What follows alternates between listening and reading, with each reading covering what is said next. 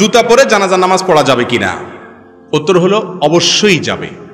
আমাদের দেশে জানাজা নামাজে দাঁড়াইলে সবাই গণহারে জুতা খুলে সামনে রাখে, ঠিক না?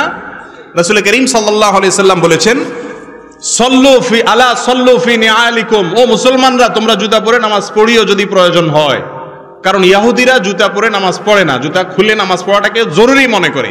তোমাদের কখনো ঠেকায় পড়ে গেলে দরকার হলে জুতা পরে নামাজ পড়তে পারো।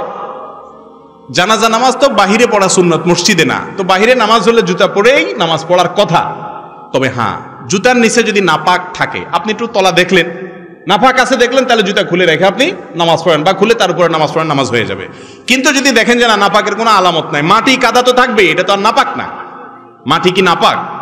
অতএব মাটি ধুলাবালি থাকলে ওইটা নিয়ে নামাজ পড়া যাবে। নাপাক দেখলে সেটা শুধু খুলে রাখবেন। আর আজকাল নাপাক কোথায়? আগে তো যেখানে সেখানে পায়খানা করতো মানুষ, এখন তো আলহামদুলিল্লাহ সব পাকা পায়খানা, যার কারণে যেখানে সেখানে তো নাপাক থাকেও না। যদি থাকেও পরবর্তীতে জুতা কত জায়গা দিয়ে হাঁটতে হাঁটতে ওইটা মুছে আলামতও শেষ হয়ে যায়।